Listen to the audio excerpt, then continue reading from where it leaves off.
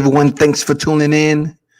Once again, you're listening to World Combat Sports. What's good on this Friday? And I know a lot of you are preparing for the weekend. You have plans set up, you know what I'm saying? And don't forget to wear your mask. If you haven't heard, the CIC, him and the missus are COVID-19 positive. What it says for the process as we know it. He was all about not wearing the mask. So I'm not going to touch too much on it, nor am I going to make light on him testing COVID. It is what it is, man. Anyway, for those of you that's planning to go out, man, I had to drop through World Combat Sports, man, before you step out to the club tonight. For those of you that's in a region that, the polls are active, the strippers are in surplus, you know what I'm saying? The nightlife is back in full effect like it is down here in the South. Man, don't play. Don't play like you don't know, But it is what it is. Hold on for a second. Let me all right, cool. All right. I came on here early today because of course I have that Who's Number One grappling tournament with 8 fights of some of the best grapplers in the world going down tonight. So I'll definitely hop off a little bit later. But yeah, if you haven't heard, man, it's been out there for quite some time, buoyed on the surface, floating around. People just waiting for somebody to reach out and grab it, bring it to shore, and make sense of it all. You know what I'm saying? Because Deontay Wilder really haven't been the one to do it. Hey, shout out. So, for what I'm hearing, is that, Breland is no longer at the team. So when I hear stuff like that from, the official word is basically out, that's been out for quite some time. No one really spoke on it. You know what I'm saying? Shout out to Pac-Man ATL. No one has never really spoke on it. So now officially that, hearing it from various sources and also TBV, they basically had Ronnie Shields on there who said he communicates with Mark Breland on a daily basis, man. He said he's no longer with the team. Now, several things can be with that. I haven't heard any selective words out there that Mark Breland chose to take himself out of the equation. You know what I'm saying? Pac, man, you want to jump on here and talk about it? You're more than welcome. Or if you want to remain confident, keep your confidentiality, that's all good too. You know how it go, my brother. So therefore, he said he's no longer on the team. Now, how I look at the whole scope of it is that it's been a lot of speculation and assumption, since the time that he threw in the towel back in February 22nd. And it was such a big deal that we pretty much understood how it affected the former WBC champ Deontay Wilder. He said this per the older quotes that came out in the media. Salute Seneca J, the Boxing Kings. Respect to you. I'll be outside looking through the window, putting in that work. Appreciate you. So this is from Boxing Scene. They basically talk about Deas was critical of Mark Breland. J. Deas is one of the trainers of Deontay Wilder. Deas was critical of Breland's decision during the post-fight news conference. This was a ways back, people. He said Mark threw the towel. I didn't think he should have, Deas said at the time. Deontay is the kind of guy that goes out on his shield. He would tell you straight up, don't throw the towel in. Wilder was also extremely upset that Breland threw in the towel. And for those of you that seen the fight, when initially Kenny Bailey stepped over to stop the fight, he was talking like, no, why you stop the fight? I'm good. I'm still throwing punches. I'm good with that. Then Kenny Bayless addressed him and say, no, it's not me stopping the fight because of punishment. He basically said the towel was thrown in. So that's where when he, made a beeline over to Mark Breland, who was standing on the ring apron, and the rest is history, what it was. He was basically saying, why you do that? You know what I'm saying? Why are you throwing the towel? It said Wilder was also extremely upset that Breland threw in the towel. For Mark to do that, I was very heartbroken, Wilder said soon after the rematch. If I say statements like I want to kill a man in the ring, then I have to abide by those same principles in the ring of him doing the same thing to me. I'd rather die than go out with someone throwing the towel in.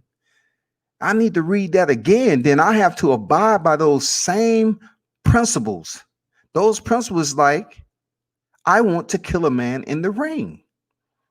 He's saying he has to abide by those same principles in the ring of him doing the same thing to me. I'd rather die than go out with someone throwing the towel in. Breland knows these things. It's been premeditated. I've said this for many years. I told all my trainers, no matter how it may look on the outside, no matter how you may love me or have that emotional feeling, don't make an emotional decision. And do not ever throw that towel in, because my pride is everything. I repeat, feeling, don't make an emotional decision. And do not ever throw that towel in, because my pride is everything. I understand what it looks like, but when you have power like me, I am never out of the fight. No matter what the circumstances, I'm never out the fight. And those are the words from the champ himself, man. You know what I'm saying? That's the words from the champ himself. And this is like really old media content and criteria, when he was speaking about the situation. But he haven't actually came out to a point where he actually spoke on that night, dealing with everything else that's basically encompassed in that, and how the fight was won and all the scandal behind it and everything else. The champ hasn't really came out and said too much on that. It's been a PBC interview where he kept it dense, pretty vague. And I think it was good for boxing that he did that, because if he would have came out and basically fed into some of the questions that was leading questions for him to face criticism down the road, we still would have been talking about it to this day. You know what I'm saying? If he would have said anything about a suit, he would have said anything about freaking Fury being too heavy and all this other stuff, people just would have ran down the street with it. And it also says, initially Wilder said he would spend some time thinking about whether he wanted to have Breland, an Olympic gold medalist and a former two-time world champion as a professional, before beginning to train fighters, remain part of the corner. A few days later, on February 28, Wilder said he would keep Breland on his team. Now, it also goes on to say this: I'm a warrior. I feel the same way I felt on fight night. If I have to go out, I want to go out on my shield, Wilder said, announcing his decision. But I understand that my corner and my team has my best interests at heart. Mark Breland is still a part of Team Wilder, and our team looks forward to preparing for the trilogy fight. Now it says in this quote, in this article that I'm reading from boxingscene.com, now Wilder has changed his mind as he gets ready for their third fight, which is tentatively supposed to take place in December at Allegiant Stadium in Las Vegas, in the main event of a joint pay-per-view between ESPN Fury, Tyson Fury, and then and Fox. This is the big situation right here. You know what I'm saying? Hold on for a second. So this is what we know about Breland. Breland has the absolute credentials to be on any team. And I really have to commend Ness, because I understand where he went at a certain part with his broadcast today. I know, because I was there. I have to salute him for asking the questions as far as, Yes, Mark Breland has the knowledge. He has the pedigree. He has the championship, you know, badges to his credential. He has an extensive amount of knowledge when it comes to boxing, right? Then the question arose, well, does Deontay Wilder need somebody that can talk to him, and be stern and this, that, and the other?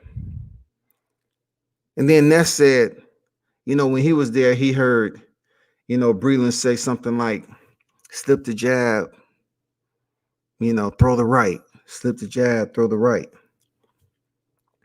And of course, I always look at it like this. Like in some gyms you go in, the trainers are going to give you 55%.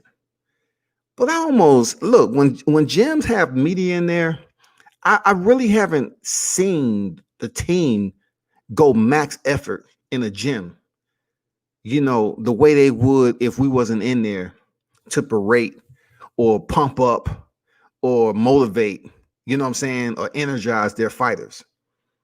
Every time I've been around Mark, he's been soft spoken. Every time I've been around Breland, he's been soft spoken. I mean, that doesn't devalue anything that he has going on as a trainer. But it was just a caveat of what Ness said today, which was a good question. Is it something that Wilder's looking forward to include in his fight leading up to this December trilogy with Wilder? Does he need anybody different since he's been with the same team, with the voices, people he trusts, day one? You know what I'm saying?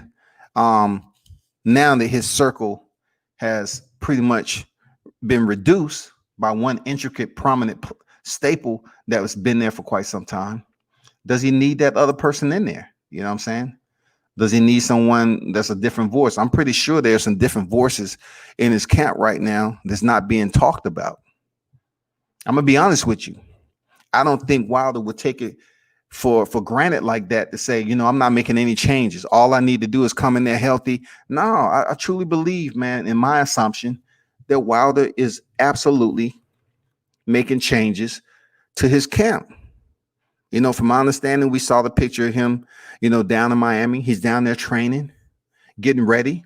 So when it boils down to it, people, it's yet to be seen. And to me, it really don't matter at this point who he has in his camp, because ultimately, as long as he's been in the sport, 35 years old, he was fast tracked from day one through the amateurs up to the professional, and he's been able to do an outstanding job with 42 victories and 41 knockouts with one draw and one defeat, right? So he's been able to do damn good in his career. So now it all comes down to him being able to make the correct decisions in one of the most important fights of his career. And that is potentially adding and subtracting. It happens. It happens. Sometimes it's better late than never. You know what I'm saying? Sometimes it's better late than never. And I know a lot of people saying, well, he was knocking cats out, so then it wasn't broke. He didn't have to fix it. True enough. I get what you saying, people. I understand where you coming from with that. If it ain't broke, don't fix it. I get it. Dude's a damn sunbathing under the lights, man, from another right-hand knockout. I get it. Now we at a point where he does have one loss. Now it's time to make the damn changes. And if Mark Breland is let go, we haven't heard anything from Mark Breland. I'm just going off that he's no longer in the camp. I ain't hear anything from the champ. I haven't heard anything from nobody. I'm just going off sources or whatever. Parting ways, fired, all that to me is pretty much the same release point. I'm not gonna, it's not up to me to freaking moonwalk through narratives and try to be all touchy with how I'm expressing it. If somebody release you, hey, you can have a job for 15 years and they call you into the office and you're in a state that they have an at-will policy, and they say, "I'm sorry, Mr. White, we truly apologize, but we're gonna have to release you." Release has the same value as fired when it comes to the action of it. Release, fired, let go, all that has to do with disconnect, separation. You're no longer working with us at this present time. No longer means release, fired, let go, all that. Let's not freaking dance around it. Now, until something come out that Mark Breland says, "Hey, I decided to step away," then we can go to that narrative. But right now, parting ways, release, fire, all that it encompasses the same volume of separation. If you're not a part of a team, that's what it's about. Everything Boxing, what's good? What's good? Salute to you. Y'all make sure y'all check my man out, man. Doing big things over there, covering the sport the way it's supposed to. Everything Boxing, sports, and sports. Keon, make sure you subscribe to his channel, man. Salute to you. D said, Facts King Wilder also said Breland was very close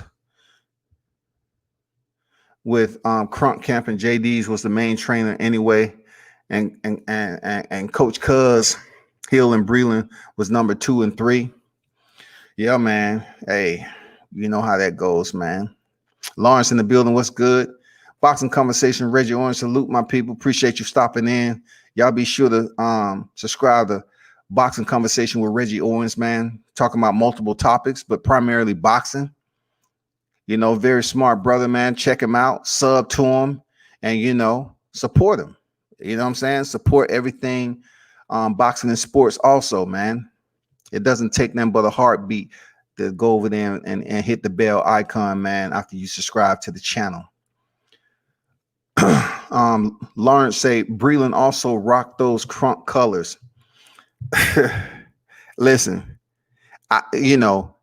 that's a whole nother conversation, because if I dive into the Crunk, then people are gonna be dropping me, shit in the inbox talking about, well, you don't know that to be true. That's a conspiracy. So you don't want me to talk about Breland's connection and his history with the Crunk Gym. You know what I'm saying? But then, it goes the same in what we feel happened on the night, February 22nd, when it comes to Wilder and how he lost. It all goes hand in hand, but it's just a little bit of validity to Mark Breland and his connection with those members with Crunk. Now, who am I to sit up here and create exposure, so to speak? That means I'm putting together a scenario for which Mark Breland allegedly could have did this, that, and that. I just don't get down like that. You know what I'm saying? Believe me, I've heard some things, right after the fight. I've heard some things a long time ago. I just don't get on the mic and put it out there, because I would rather have some of the individuals that work for the camp to validate, because I don't want to be known to put out bullshit when it comes to a specific member of a camp. This is their career. So, these videos can float around to the eyelids of anyone, or the lens of anyone who choose to read over them and have their own perception of what I'm talking about. So if by chance, there was any type of sabotage or whatever, I'm pretty sure to come out sooner or later in upcoming years. But at this point in time, my focus is the fact that Deontay Wilder has released, part ways, fired, let go, banished, so to speak. Banish is a hard word, because banish, it can be pretty intrusive, to be honest. But all of that separation, deals with Mark Breland potentially not being a part of Team Deontay Wilder, Team Bomb Squad anymore. So right now, we are looking forward to him stepping back in there with the sense that he had ample amount of time. He had more time. And I'm glad this COVID, provided him more time to just polish up and do what he need to do to prepare him to go in there and get his WBC belt back. Really look forward to seeing that happening. And for those of you that support the Bronze Bomber, guess what? It comes down to this. I believe Wilder is intelligent enough, and those people who are on his team, to prepare him the best way they know how to go ahead and shake up the boxing community. And this is no animation. This is real time shit. Like Wilder said, he has the power. When you're blessed with power, it only takes him 0.1, 2, 3 seconds to put the lights out, to remove consciousness from his opponent. That's all it takes, people. That doesn't just absolve like that into clean air. You know what I'm saying? It doesn't go anywhere. February 22nd is what it was. It is what it was. It's gone. But I would say over and over again, I don't think Deontay Wilder was 100% on that night. Of course, him and his team is gonna cross the line of departure into wherever they're fighting at with a different mentality, a different type of vigilance, people. Of course. After what we've done and talked about all the time about that night in February, on how all this shit just looked all fagoozy and boo-boo, all this scandals type, insidious type shit that was going on, ill will, malice, of course they're going to walk up in there with a different mindset of vigilance. They're going to be much more aware. You know what I'm saying? They're going to micromanage the scene. They're going to micromanage the team to make sure everything is much more locked down than it was before.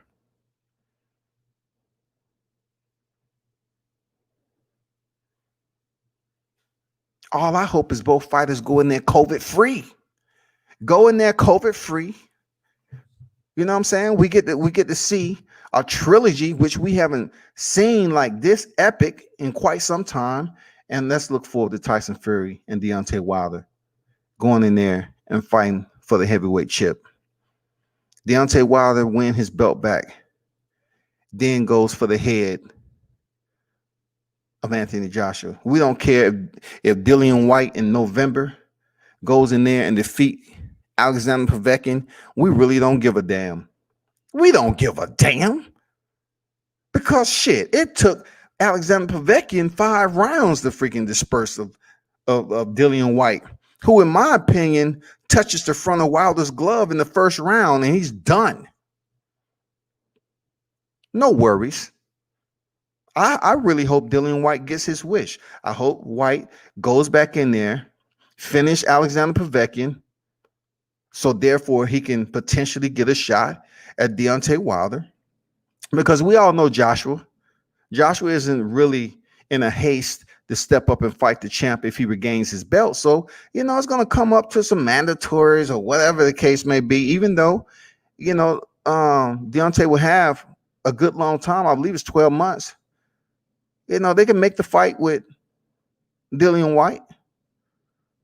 Why not talk about a fight past Fury? All I've been hearing is people talking about a fight past Deontay. All I've been hearing is Joshua Fury. These motherfuckers want the dream fight, don't they? But I'm going to tell you, that fight is not going to be bigger when it comes to climactic moments of intrigue that people are suspicious about. They're curious about seeing Deontay Wilder face Joshua. They're curious. They want to see Deontay go in there and give Anthony Joshua that work.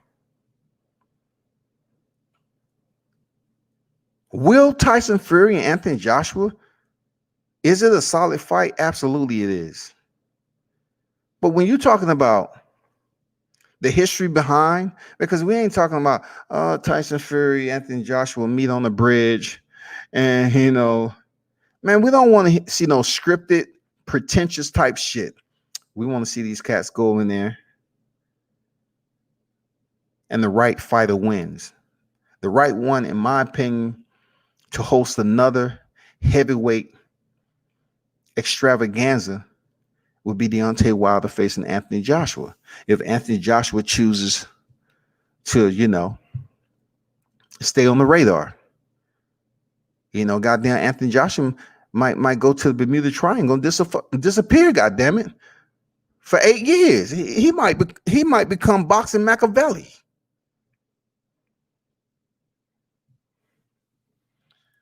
Seneca J say salute, Reg. The whole situation with Breland makes you think. I agree, man. That situation with Breland, man.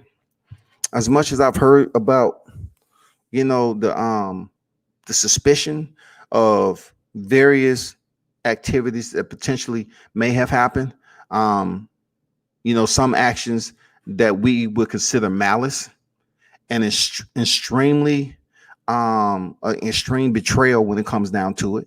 You know what I'm saying? That's something that I can't elaborate on unless I have a little bit more merit to go off of. You know what I'm saying? I can't sit up here and say, well, it was said that potentially Breland was the cause of this right here. Breland was the cause of that. And it all has to do with,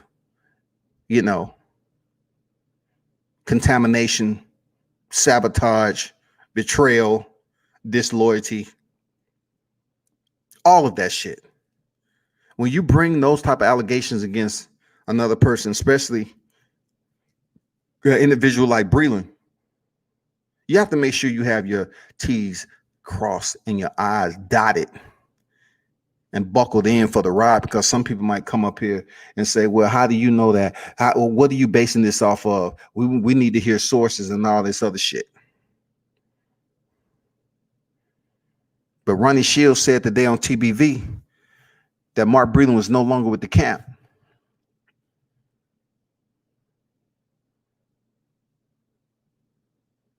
I would assume he ain't releasing himself. I would assume the word is going around Deontay Wilder part ways. I would assume that is absolutely what we know. He decided to let go, just like I read in the article. Shit, he decided to let go. And that's not the only article out here that's saying that. So I'm going to go with what's the majority. They saying he was let go. They didn't say he resigned. They didn't say he voluntarily resigned. He was let go. And this has been something that was brewing for quite some time, since he threw in the towel. Hey, man, people change their mind. That doesn't, I'm not going to sit up here and say that they're enemies. And, Deontay Wilder is not friends with Mark Breland. I'm not in a camp like that. I'm not in a circle, none of that. I'm just assuming, hey, somewhere, somehow, we will understand when it finally comes out, that this is exactly what happened. This is why he was let go. This is what we thought that was going on.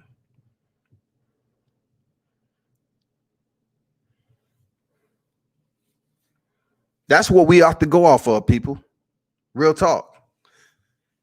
Now, for the Charlo brothers, when I was looking at the numbers and everything, when I seen the fights, at first I was saying to myself, I was like, okay, just seeing Lubin fight, they say he did 155, supposedly.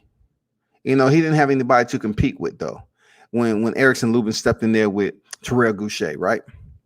Then, the numbers come out for the Charlo brothers, double header. And I'm hearing bits and pieces from both sides that, you have people that's criticizing them. And I looked at it, I say, man, there's some pretty low numbers. Then again, you have to reevaluate your first thought. You have to use your you have to use your patience a little bit and just don't go off impulse. And I'm looking at this shit. I say, damn, 100,000, 120. Okay. And then I'm saying, well, they had a lot of shit to go off of. I mean, compete with. You know what I'm saying? Shout out Alexander. What's good with you? They had a lot to compete with when it comes to PPV. You had the UFC 253, bro. And I understand, certain individuals, y'all, this is the way I would tell you to look at it.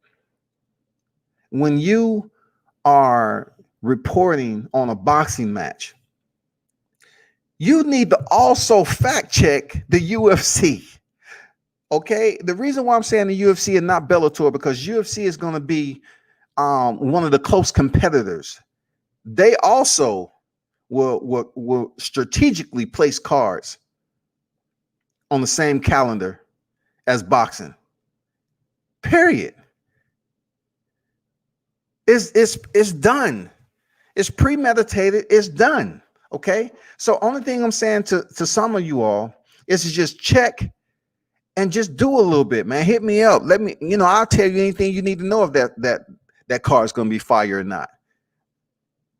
I will let you know. If you feel you don't want to check in the mixed martial arts, cool. Drop me a DM and I'll be more than welcome to say, okay, this is what this card is. This is who's on it. Is it going to bring any fire? Blah, blah, blah. Now, the reason why the Charlos, some of their numbers were sustained at what you're seeing, first mentioned by Mike Carpenter, right?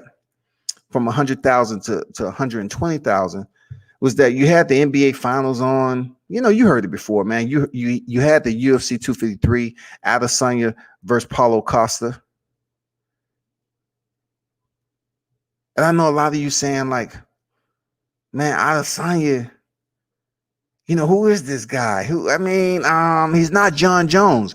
And see, that's where I come in at. I could explain to you. I could explain to you how the card was still going to do solid numbers. Y'all have to understand the competition aspect right here, right now is different. Mixed martial arts is competing with boxing. Mixed martial arts is competing with boxing. Period. Y'all need to understand that. Period. Is competing with boxing. No matter how much of a hardcore boxing fan you are, you have to take the deep consideration that mixed martial arts is competing with boxing. So I was hearing a lot of people not really truly gauging how important the Adesanya fight was. 2 undefeated fighters at middleweight. Both of them have common opponents in Yoel Romero. You know what I'm saying? And the reason why I say Yoel Romero considered one of the top tier, fighters in the game, even at 42. Elite Cuban wrestler. But anyway, what I'm trying to say is that I reassessed the situation with the Charlos because they entertained. They was entertaining. I'm not gonna lie. They was entertaining. The Charlo brothers were entertaining. Both of their headliners, Mel going against Rosario was entertaining, and Maul against Darian Chinko was entertaining. Seriously. And me looking at the fight and reporting on it, after looking at the fight over and over again, I say, damn, both of them, had an A-grade performance. I salute them brothers. You know what I'm saying? Are they superstars right now off their performance? No, absolutely not. They need some other names in front of them in order for them to change over and levitate to a different level in the sport of boxing, a level of notoriety when it comes to putting butts in the seats. What Spence is doing should have a lot of y'all puzzled, because Spence, in a way, he has that attraction value when it comes to boxing. He does, man. But of course, boxing being a business first, you have to have a correct dance partner. Your dance partner has to be an appropriate opposition for you to go in there and do those solid numbers. What can we say about the Charlo brothers? Yeah, Darren Chinko, not so much for me. But Jason Rosario, yeah, because he had two freaking belts. So that was the correct opposition for Mel Charlo. And he went in there and closed him. He went and closed him out. So I have to, clap it up and say, you know what? Only one of them went the distance. That's not outside the scope of normality when it comes to Darren Chinko. We know he a tough dude. Them Charlos, man, with them jabs is what a lot of boxers don't use today. Most of the time, they sending you a package deal, goddammit. It's two of them motherfuckers. It's two. I can't say it's 2 for 1 because you're going to feel both of them. They sending you jabs in pairs. You feel me? That's missing from boxing. How active both of them cats stay on the jab. And then also you saw with Mauro Charlo how he was staying committed to doubling up on the hook or even that uppercut, man. If he was on the inside, even though Darren Chinko had his spurts of success, Mauro Charlo was making him cash. Mauro Charlo was cashing those checks with the uppercuts. You don't even see a lot of fighters throwing uppercuts in succession like that. But they used to glorify Mike Tyson for doing it. Hook to the body, 12 up the middle. Why we don't see fighters throwing uppercuts like this? Committed.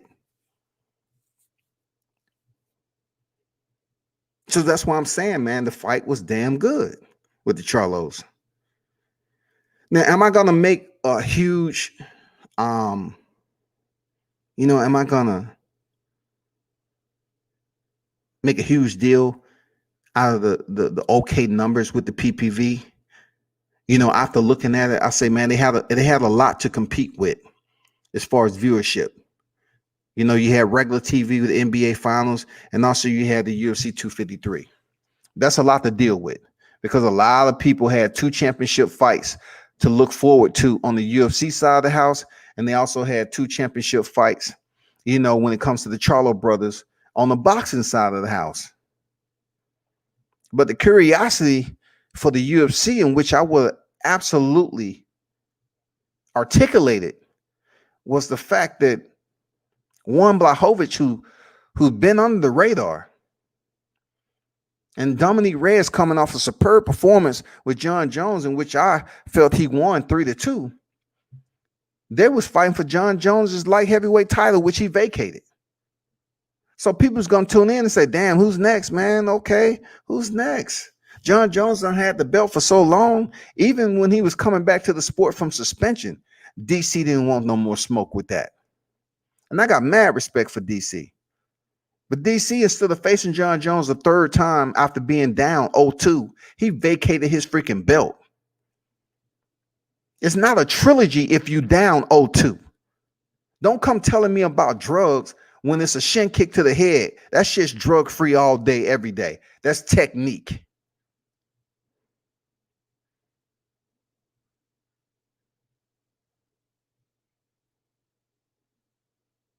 We have to take in consideration to the storylines that's going on and how mixed martial arts appreciate their fighters just a little bit more when it comes to multiple losses. I would just challenge, those of you that's kind of taking for granted some of these UFC cards. Don't look at the amount of losses these individuals got.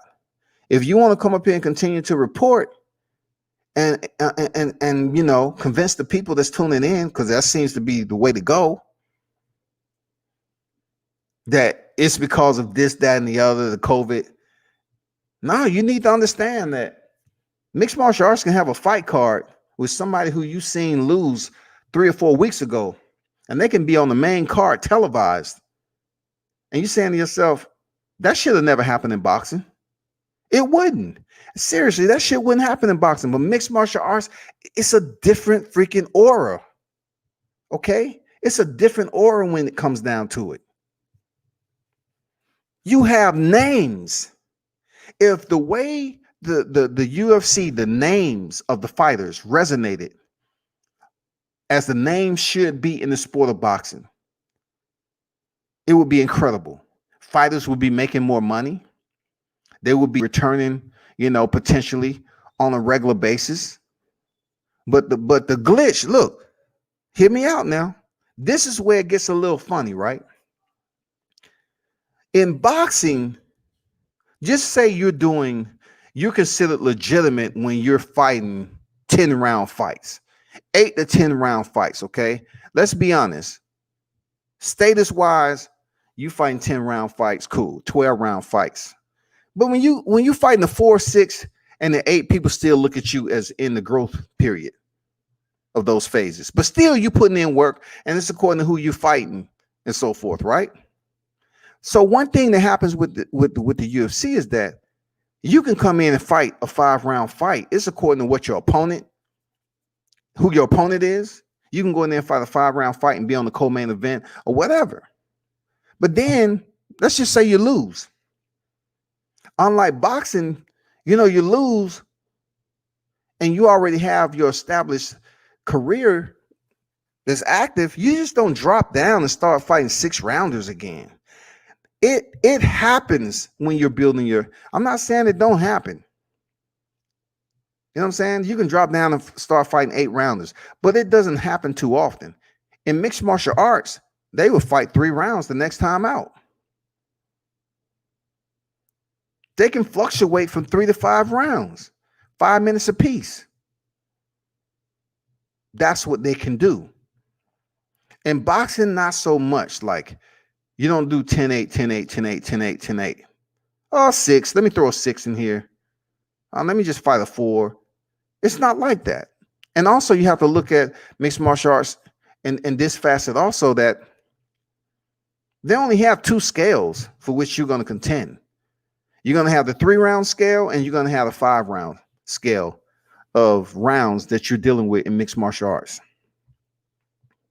Now, of course, a tournament format is different when it comes to the PFL, the Professional Fight League. I'm not going to go too in depth in that. But anyway, back to the Charlo brothers competing with mixed martial arts.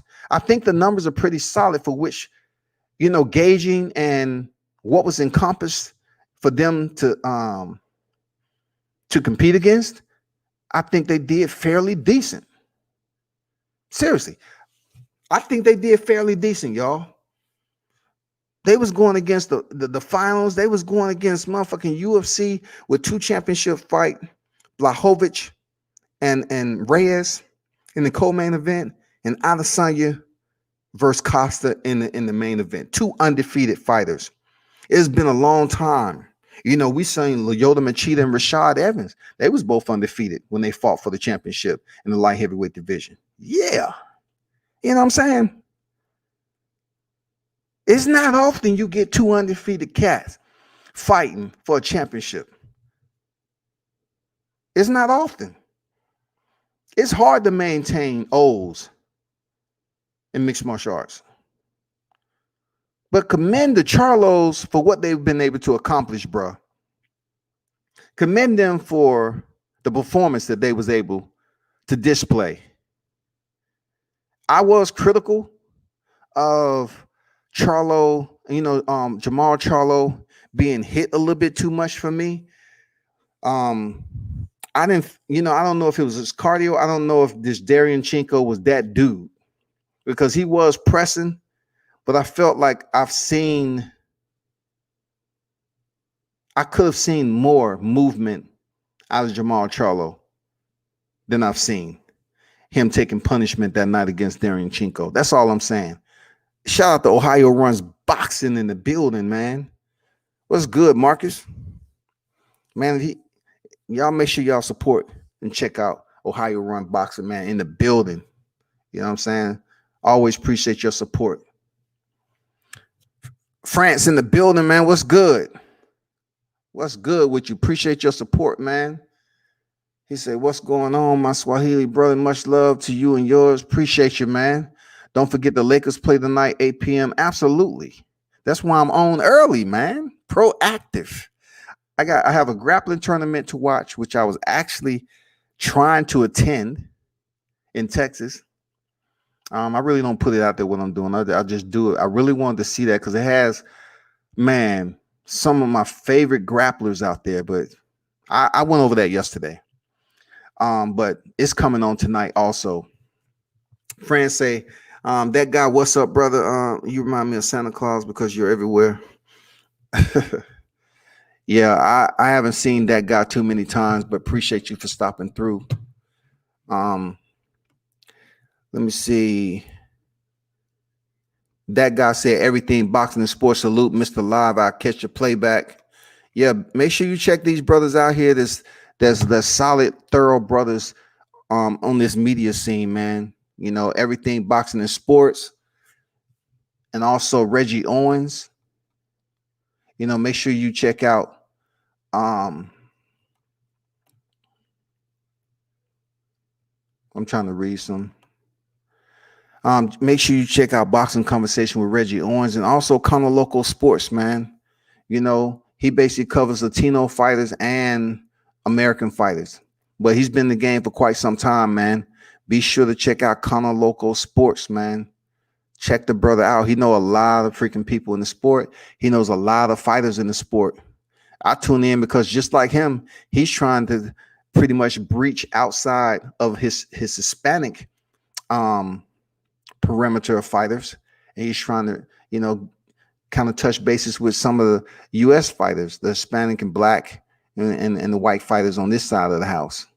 You know what I'm saying? Ohio Run Boxing said, always, I appreciate you, my brother. Salute to you. Real talk. Fran said, that guy is cool, brother. Yeah, man. I appreciate the support.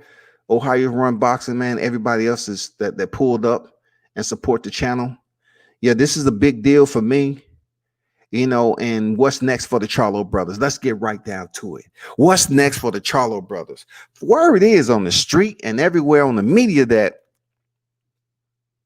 Canelo 168, 75. I truly believe it'll be good at 68, but we all know what petty Canelo does. We all know. Canelo Alvarez is the type of dude who would say, okay, Mark Charlo, you want to fight? Come up to 175. Now, this is where it gets a little bit fuzzy for some of y'all in what I would say about that. I said, well, if you want the fight, you know, you can't always bring up Floyd who made sacrifices. It would be a challenge, but if the fight presents itself at 75, if I was Mark Charlo, then you have to take the fight.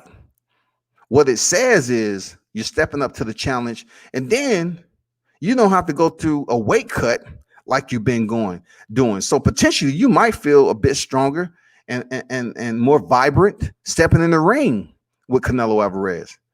But ultimately, it'll be good at 68. All right, it'll be good at 68. So, what are some of the names that's been thrown out there? Demetrius Andrade, 29 and 18 knockouts. Do I want to see Demetrius Andrade fight Mar Charlo before I see Canelo? A part of me does, because it's been brewing for quite some time. But I'm telling you, man, them Charlo brothers are holding freaking, man, I'm telling you, they holding staples. They holding staples and pinning freaking Andrade to the grudge of what happened back in the day, man. They just staple that shit down, man. I'm talking about staples for binders. These motherfuckers zip tied grudges to Andrade. You know what I'm saying? They ain't trying to show this man no love, dog. Like, that's why, you know, I don't want to talk about it too much, but, you know, at 160, Andre, he need a name like Charlo. I believe Charlo can get the bigger fights without Andrade. But to be honest with you, I would like to see them fight. I would like to see them fight. Seriously. I would definitely like to see them fight. Another name that's out there, people, Chris Eubanks Jr. Now, I can't sit up here and talk about the Charlos without I'm gonna try to bite my tongue on this shit, dog. Listen, Chris Eubanks Jr., man. I had the opportunity to see him down there in RJJ camp. And shout out to Roy Jones Jr., the legend. Real talk. Appreciate you, allowing me on your property. Real talk. You're a legend in the sport, man. Good dude. Chris Eubanks, man. He didn't want me doing any media on him. Okay. And I'm not saying anything that's out of the ordinary. I'm just keeping it for real. Motherfucker, I'm one of the most politest motherfuckers you will hear on here until I really have to step and use some energy. I couldn't get a steal. I couldn't do shit. I couldn't do nothing when he was warming up. I couldn't do shit. It wasn't Roy Jones Jr. Let's get that straight. It was Chris Eubanks. Her brother drove 5.5 hours because I wanted to go down there and see some sparring, and that's what I do. I pull up. That's how much I love the sport of boxing, man, and combat sports in general. But he has some dynamic sparring down there. I'm not gonna lie to you. That shit was fire. Chris Eubanks had some damn good sparring. And I'm sitting in here with a motherfucking camera. My camera was goddamn salivating this shit. I got liquid dropping out the lens. Like my camera was like, oh shit, man. God damn, man, you fucking motherfucker up. Shit. I want to snap. That's what I'm here for. I want to snap these motherfuckers. Bro, I could have got some damn good steel. I ain't gonna lie to you. Was I upset to go down there that far? No, because I was able to see some of his amateurs and all that. But Chris Eubanks always would have that splinter. He would have that splinter. The type of splinter that you get on the tip of your finger with me. Because if by chance Charlo fight Chris Eubanks, I'm going for Charlo, period. Just because, man. I'm going with Charlo. I was told I can do media, but the only one in the gym that didn't want anything. Like he never had a picture taken. Like he never had. I know gym protocol. I totally understand gym protocol. But Chris Eubanks, man, no go. Nothing. Nada. Period. Do I want him to see, get the shot with Jamal Charlo? It's up to Jamal Charlo. I'm not going to sit up here and say yay or nay or whatever the case may be. I just understand that his personality is like at the bottom 2% when it comes to boxers I've met in life. I'm just going to keep it 100. Moving on, Gennady Golovkin, 41-1, 35 knockouts. Check this out. What, man, I would like to see Jamal Charlo step in there with Triple G and knock his ass clean the fuck out. All the hype that was behind Triple G, he only has one loss from Canelo Alvarez, been damn picking his fights ever since he was exposed. Daniel Jacobs stopped his 23-fight knockout streak and all this other shit. Put him in there with Jamal Charlo. Let's go. No more tiptoeing around this bitch. Put your ass in there with a fighter that's now getting that shine. Put him in there so you can get your second loss. And to be honest with you, you might get stopped. You might freaking get stopped. You sign these, they be giving these neighboring fighters lucrative contracts and they won't be fighting nothing. Bubblelicious. They be getting these chewed up opponents, and it's easy for them to go in there and feel good about themselves and still get a reward at the end. How the fuck that happens? You get these fighters that sign these contracts, and then they want to hopscotch around the damn opponents that really matter. Jarrett Hurd, 24-1, 16 knockouts. His only loss coming to J-Rock. Man, this is a long time coming for Mel Charlo.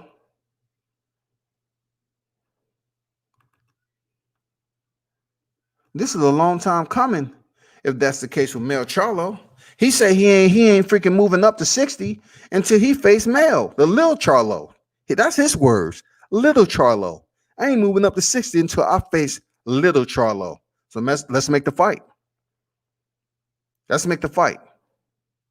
Jerry Hurd, former unified champion, make the fight with Mel Charlo if that's what you want. I know it's a little bit down the road, but I don't think Hurd is willing in his mental compass to move up and fight Mal Charlo at 60 before he gets another crack at the titles, man. I don't think that's him. It's something weird. I used to consider him was as a strong, resilient type fighter, the way he used to just walk through the punches and shit. But then he took that loss against J-Rock, and I'm saying to myself, like, something is missing now. Like, it seems like Hurd is just like very skittish. He's not sure of himself. You know what I'm saying?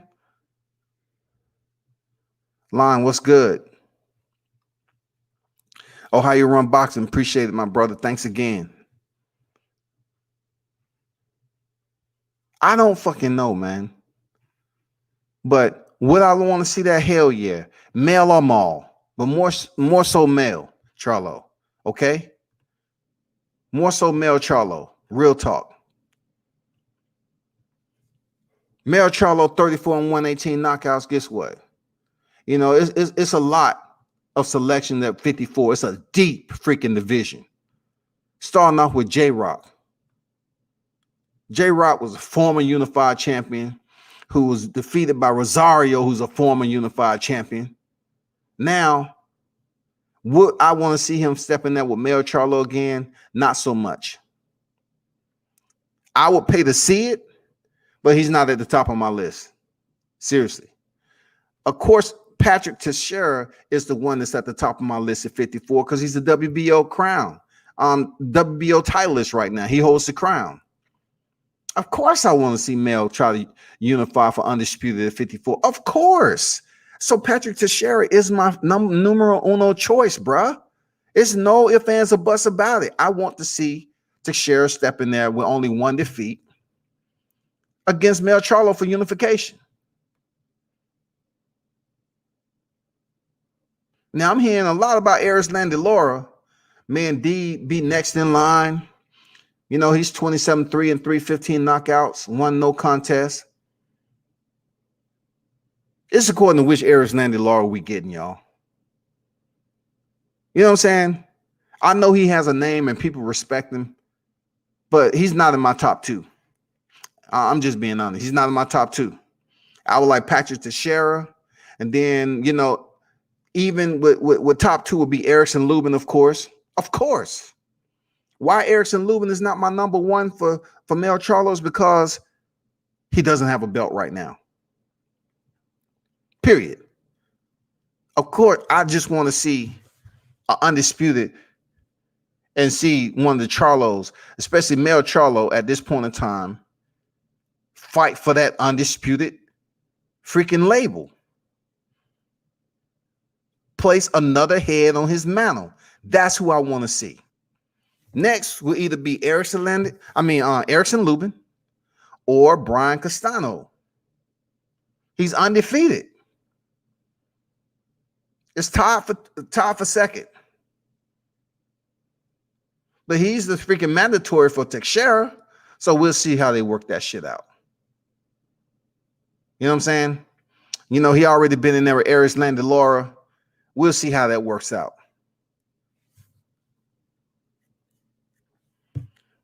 But one thing that sit with the hardcore fans that we have to acknowledge is the fact that Erickson Lubin, when he stepped in there and was stopped, and the way that he was attempting to gather his functional mechanics, the way he was reaching, hoping, the way he was attempting to regain his base and stand up to make the count while semi-conscious, will always sit up in the highlight reels of knockouts as he used his hand to reach to grab at air to assist with his elevation to make it back to a standing position. To a lot of people, it was cringeworthy to watch. But that's the sport of boxing. You know, the neurological system is different for each fighter. But the way Erickson Lubin was trying to regain his footing, the way he was attempting to stand, to make the count, his ears was listening. It was his ears was basically hearing the audible of the count. And a part of his thought process, why semi-conscious, was telling him, okay, man, functionality wise, I'm trying to stand up to make this count because obviously I know what happened. Okay, I'm on the canvas. He understands that he's below elevation right now. He needs to stand up. And his body is not performing its duties. It's serious. It's one of the most incredible knockouts that you'll see. I'm not talking about the ones where a fighter is laying face first or on their back. I'm talking about where a fighter is knocked out. They're not all the way unconscious. So a percentage of their neurological system is communicating enough to the point where they're actually trying to regain. They're actually trying to reestablish full awareness. And that, to me, is some of the worst that you ever see. Just like Zab Judah got knocked out by Costa. Zab Judah stood up too fast when the rest of his body, his neurological system, wasn't properly communicating with his mechanics, his physical mechanics. And that's why you saw him look one way, but his body was going the other way.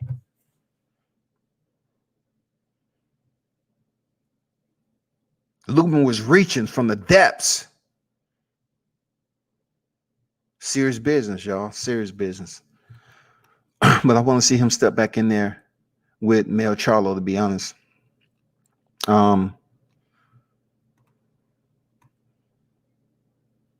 Lubin a cool cat too, man. You know, his fight with Goucher was technically sound. You're gonna have, you know, sometimes when we watch fights, we don't watch them with patience. It's all about what we expecting from the fighter that we're watching, especially if we're leaning heavy towards one particular fighter. You know what I'm saying? Sometimes it can be underwhelming. But you have to go back and look at the fight a couple more times and say, okay, he fought a smart fight. We can't sit up here and criticize Lubin for the way he fought Goucher if we're not going to criticize Yadina Zugas. We're not going to criticize Sean Porter the way he fought Ugas and Famela. You know, you have fighters who basically go in there with a game plan and they pretty much play it safe. Seriously, they play it safe. If they have a big fight on the horizon or whatever the case, they play it safe, man. It happens in boxing, man. Denise Wars, the boxing queen in the building. Salute to you. Thanks for dropping in. She said the replay will be on regular showtime tomorrow night at 9 p.m. Y'all go check it out. There you have it, man. You know what I'm saying?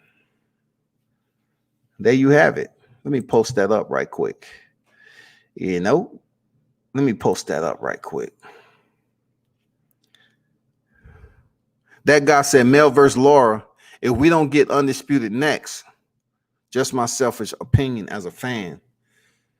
That's very selfish. I don't know if I want to see Mel versus Laura, though. Laura is still competitive, but sometimes he just put on some freaking Ambien fights. Seriously, I'm talking about hangovers. You wake up in the morning from a Laura fight, you're like, oh shit, what the fuck? Did I drink? I ain't drink last night, did I? Okay, shit, what the fuck? Oh, Laura fault. Okay, I got it. That was Laura.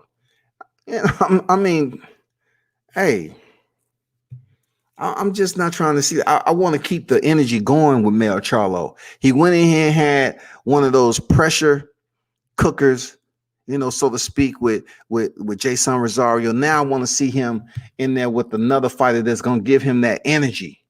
You know what I'm saying? I want to see him in there potentially like with Erickson Lubin, man. You know, I want to see him in there with Jared Hurd. Um, I'm not saying Eris Landy Laura can't step up to the plate. I'm not saying that. But I would definitely like to see him in there with the WBO champ Patrick Teixeira, Erickson Lubin, Jared Hurd. You know, I know it's going to be a nice one. You know, but J Rock to me, the way he fought Jared Hurd, that's like all the energy we would ever hope for in a fight if he was to step in there with freaking Mel Charlo. You know what I'm saying? That's what we want to see if he steps in there with Mel Charlo. Because of course, I'm gonna tell you, Mel Charlo is gonna do one better. Just like when they fought Trout, Mel Charlo is gonna try to do one better than his brother. Seriously. What can we expect for the twins? You know what I'm saying? I mean, come on, bro. Come on already, man. He's gonna try to go in there and up his brother, man, so they can get on IG and say, man, motherfucker, fuck that, man. I'm undisputed, man. Shit, you know. I even went in there and did J Rock one better than you, you know. I mean, hey, they might have matured from that. Seriously, they might have matured from that, you know, competition, you know, just going in there headhunting a lot, because I've seen a lot of improvement from both fighters, really. Mar Charlo and Mel Charlo. I did. I seen a lot of improvement. That's why I got to give them they just do, man. That jab is unbelievable. Spence the same way. Spence has a impeccable jab, a very punctual, surgical jab in attendance. You know what I'm saying? That shit is the fundamentals of boxing that pays dividends. Did you see how Darian Chinko, aka Creed, Rocky, whatever you want to call him, was looking? That jab, it may not look like it's doing a lot, but over time, when the bell rings to end the round and the next one and is ushered in, you start to see the damage.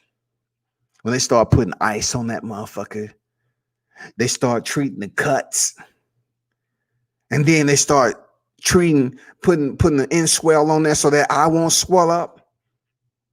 And that's the eye that's been tat by that jab, not one but two. You know what I'm saying? That shit get over and over, and you see like, God damn, Darren Chico getting fucked up. You start calling up your peeps. Hey, man, you watching this fight?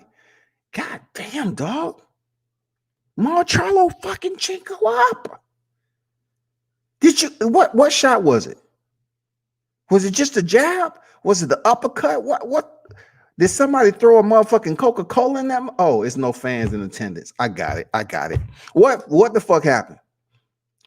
The paraglider came in here like Riddick Bowe in the Holyfield. I mean, what happened, man? Did somebody throw something in the ring? Did they check the gloves? Were they flip-flapping around? Did they have the Tyson Fury special? What the fuck was going on, man? Because he fucking damn Darian Chinko up, dog. I'm gonna have to replay this motherfucker and see, did somebody throw some ice in the ring? Something. I need to know who was in there fucking this dude up like that outside of Charlo, because I saw him pepping him with the jab, you know, landing the uppercuts hooked to the body. But the way his face looking is just like, you know, we had, you know, one of the UFC fighters step in and start landing some elbows and then, you know, lead the ring or something. Somebody came in there and kicked them up high, landed some elbows. Did they check and see if the gloves was right? They was using 10-ounce gloves, right? Because the way Darren Chinko was looking, like they was weighing 4 ounces up in that bitch. 4 ounces with brass knuckles. I'm just saying, dog. That jab is a mofo when it comes to them Charlo brothers, freaking Errol Spence, man. Do not abandon the jab. Real talk. Don't abandon the jab, people. But sorry to get off on a tangent of, um, you know, just a little bit of light comedic freaking reporting. But that guy Mel versus Laura, when Laura played it safe versus Vendetti. Hey man, Laura has put on some snoozers. You know what I'm saying? With me, I am counting the snoozers that I'm used to seeing. So I look at it in that perspective. Like, I wouldn't want to see Laura to say that I'm devaluing his skill set. No, I'm just saying, as far as him attempting to stay on the outside and box and be a counter fighter, you know, he's not in my top. He's not in my top three to step in there with Mel Charlo right now with the momentum going. But for brother Maul Charlo, I definitely want to see him fight Canelo Alvarez at 168 first. I definitely do. Like I said, I'm excluding Jared Hurd because he said he's not moving up to 60 until he faced Lil Charlo. And he need to get his ass on, let's go, man. I would definitely like to see Canelo #1 and then Gennady Golovkin if that fight presents itself. I really don't think Gennady wants that fight. He does not want that smoke with Mar Charlo, y'all. Gennady Golovkin do not want that smoke. And Chris Eubanks Jr. has been talking a lot that he don't see anything special in Mar Charlo. Go ahead. Take the fight. I think it'll be a pretty decent fight from what I've seen in sparring. I know sparring is different, but Eubanks is not bubblicious. He's not. He's been down there training with Roy Jones Jr. So Maul would be doing Chris Eubanks a favor if he took the fight. Seriously, because I truly think Eubanks should fight somebody else. Eubanks should fight somebody else. Let's be honest.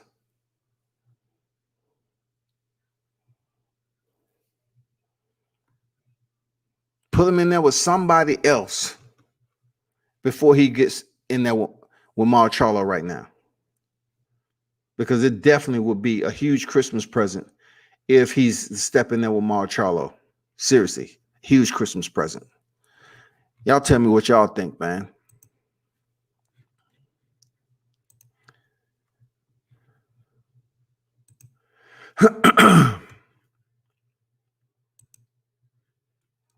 But keep your eyes open for, further word. I don't think too many people are going to talk about the Mark Breland situation with Deontay Wilder. I just don't think, because Mark Breland's so quiet. I really don't think that that people will talk about it, as if they just saw so much in that February 22nd fight that they're not going to place or point the finger on Mark Breland specifically. You know what I'm saying? They're just going to say, well, he threw in the towel. That's always going to be attached to Deontay Wilder losing that fight. Even though he was taking punishment and everything else, Mark Breland's name is always going to be attached to that. So make sure you know that for a fact. Now that he's out of the picture, I wouldn't say, they're not talking. I'd be hard pressed for somebody to be mad at Mark Breland. He's a low-key, quiet type of dude. So it's, but when it comes to the sport of boxing, I do look at it like, I do look at it in the sense that if you're working for the fighter and you have spoken behind closed doors, you have broken bread, wherever that may be, you have trained together, sacrificed, committed, and dedicated yourselves away from your family. And the closer the fight becomes, it goes from months to weeks to days to hours. And the code has been established that whatever goes on, I don't want anyone to throw in the towel, because I have to abide by my own words. If I want to go in there and kill a man, you have to hold me. I want to hold myself to a standard. Please don't throw in the towel. That's what it is. Don't do it. If that is indeed the underlining code, then guess what? Guess what? Just leave it up to the referee, man. It's hard to say with people that look at it and say, well, He was taking punishment potentially. You had Tyson Fury, fighting at an unfair advantage and stuff like that, and many things could have happened. You know what I'm saying? It's so many scenarios, but I'm not gonna convolute this shit with scenarios. It sounds like it's excuses.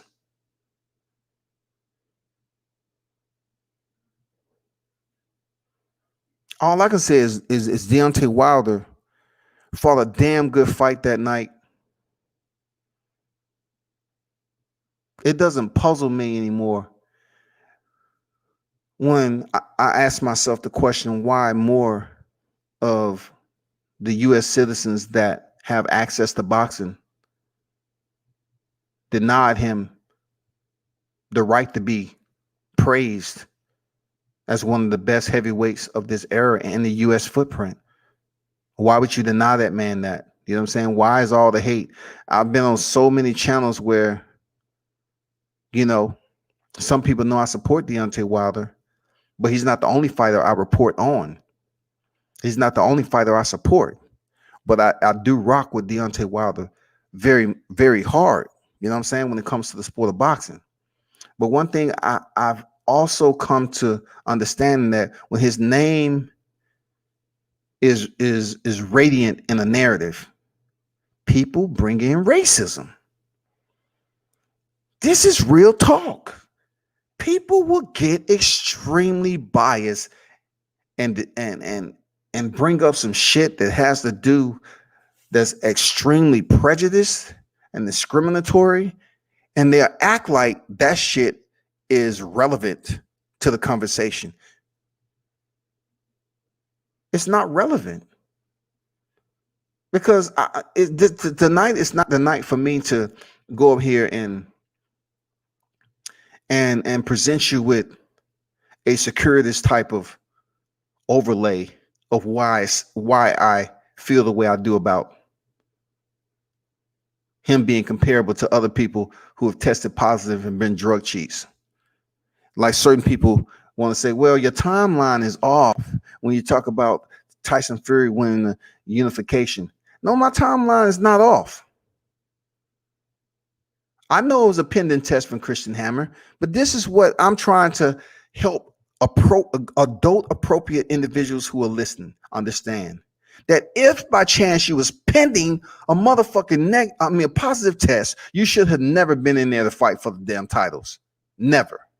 Don't sit up here and try to sugarcoat a motherfucking event or a situation that could have very well, fucked somebody up. That you coming up positive on the fucking test. And then, okay, let me appeal, please. Please, I want to appeal. And in the process, my appeal, I want to go ahead and fight for the unified titles. That's fucked up.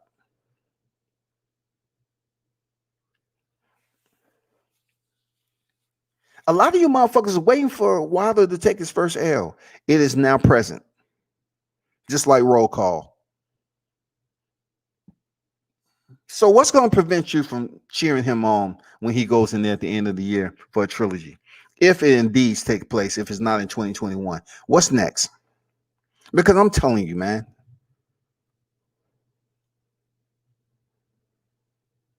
this shit ain't right.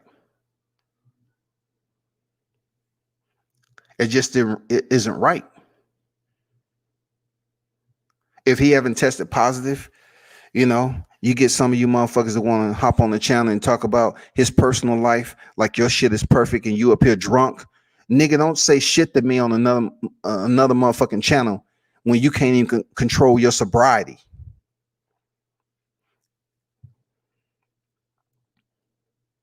You want to go hard on how many kids a man got? You know what I'm saying? How can you go hard on something on another man's personal life when your shit ain't perfect? Like, I've never even seen this dude before.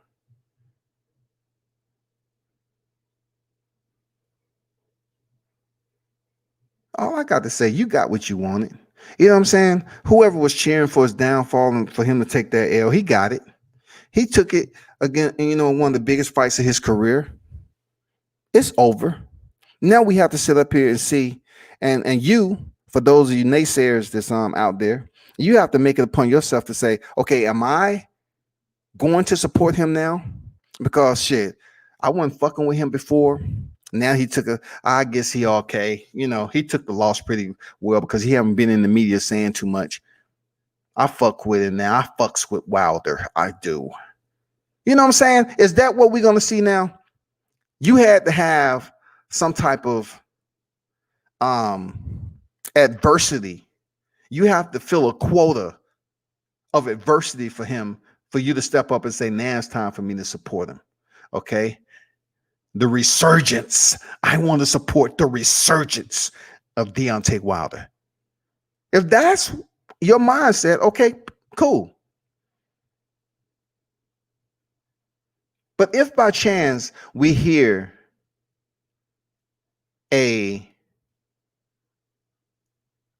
level of jeers coming from the U.S. crowd once more, while he's fighting a trilogy,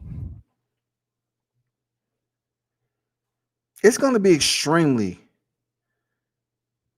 disheartening in the deepest of ways. You know what I'm saying? When it comes to respect, when it comes to him, being a part of history with some of the greats, it's just going to be all fucked up. Because now for people who respect the sport of boxing, you need to very well get on here and talk about why is there so much hatred and ill will and malice towards an individual who did what the fuck he was supposed to do in boxing. If a motherfucker was coming to the ring and he had white powder next to his nose and he felt some type of way and he was fucked up acting all goofy, if Deontay Wilder broke down in the ring and started crying, you would say he's crazy, he got mental illness. But the same motherfucker sitting up here praising Tyson Fury for coming back and labeling his return on mental illness. And then you have people that want to sit up here and philosophize and sit up here and act like they educated on talking about mental illness and shit. Only because it deals with Tyson Fury. Fuck everything else that happened. Excuse me. His positive test that was pending from the Christian Hammer fight. So he was just all the way fucked up with the Christian Hammer fight, huh? And just because you placed an appeal in, what? You get to fight for the unified titles? It's fucked up.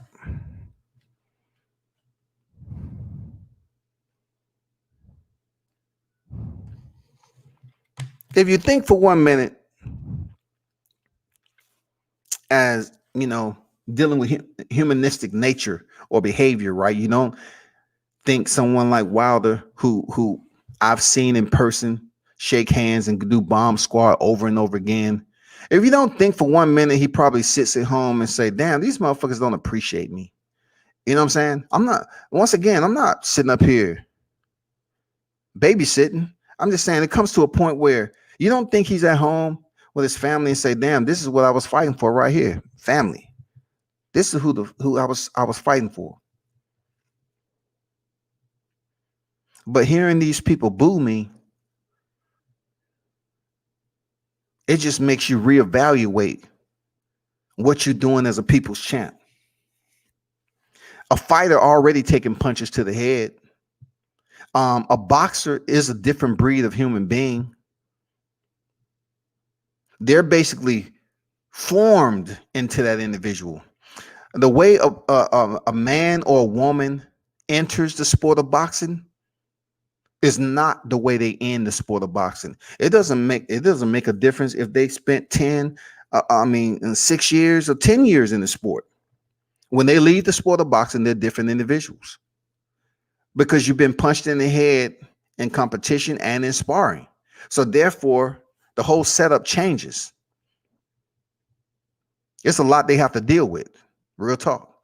So if you think, and I'm just assuming that, Wilder doesn't reflect on the turn of events on how people are so critical of him in the media and what he attempted to do for the people outside of the media, and people like myself having to see him on several occasions You know how he moves, how he shake hands, how he says bomb squad and all that, and to get on some of these groups where these motherfuckers bring racism into the picture when it comes to the Deontay Wilder.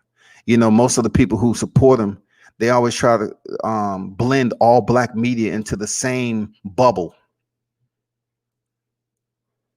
They try to act like it's a torchlit parade, like we're a motherfucking militia. Like the first thing they want to come out their fuck boy mouths is, oh, the Deontay Wilder fanboys. Here we go. You're a fanboy.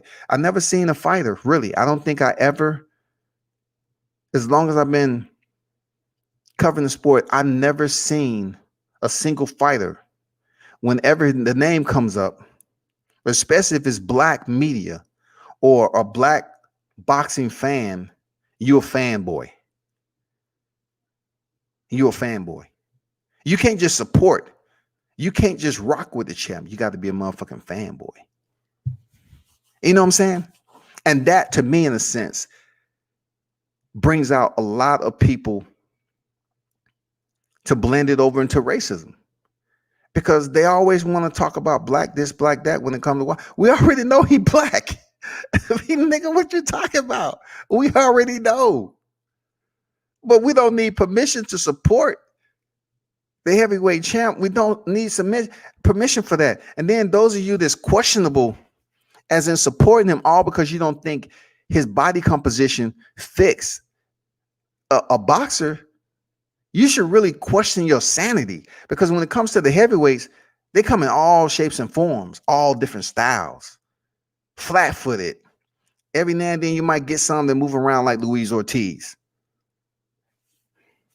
Alexander Usyk, who really ain't proven as a damn heavyweight yet, but you know what I'm saying? You get the heavyweights, all of them fight different. Seriously. But to have people think that, oh, he's tall, he don't have any balance, and provide all these bullet points as you attempt to evaluate him, but yet the man has 42 victories, 41 knockouts. His knockout reel is up there. I'm serious, dog. Like Roy Jones had one of the most exciting. Like Roy Jones' knockout reel is unbelievable. Deontay Wilder has a pretty superb, educated knockout reel. I'm serious.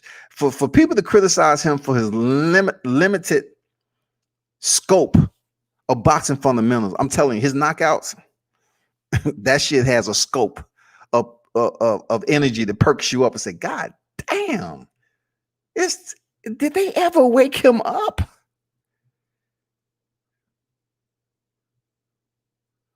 Before they locked up the arena, did they make sure the fighter, was he still down there on the bottom row, or did he awake? What happened?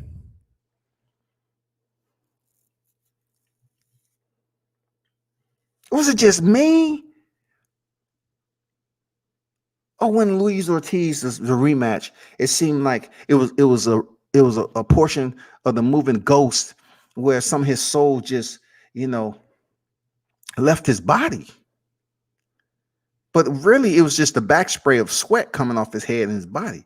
But it's just the fact that it looked like, Patrick Swayze and Ghost and shit. Like, motherfucking shit was leaving his body, man.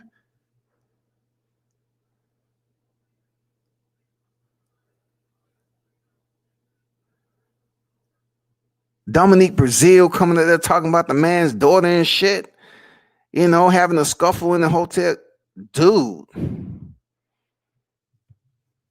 I will always say this. It's individuals out there that truly fuck with the champ.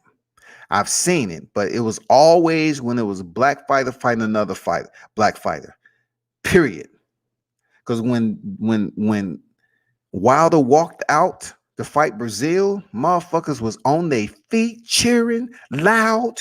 It was freaking deafening up in that motherfucker. I was like, damn. Champ came around the corner, him and his team in battle formation. Motherfuckers headed down there. People saying, let's go. Let's go. Let's go. That's all you heard.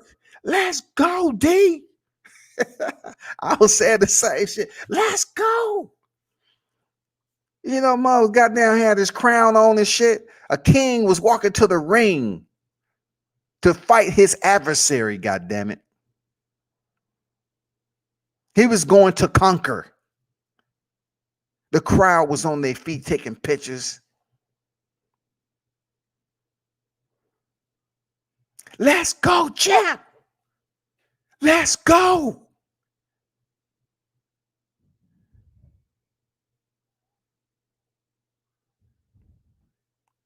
And then he landed that blind two, as JD's call it, blind two. Look, JD said it was a blind two. I call it a motherfucking eclipse. Stage 10, goddammit. Because Dominic Brazil went down immediately. And when he stood up, he almost went over the top rope when he fell back. In that arena, the way it sounded when he received that knockout, y'all, showed me that there are people that support the heavyweight champ, but not in a way you would think when he wasn't fighting another minority fighter, another black fighter. That's just fact. Even with him against Bermain Stavern, people was cheering like a mother. When he fought Dominic Brazil, when he fought Luis Ortiz, people was cheering him. But when he stepped in there, and I'm not bringing in Johan Duhaupas because that in itself wasn't considered to be on the level or the stage of Tyson Fury.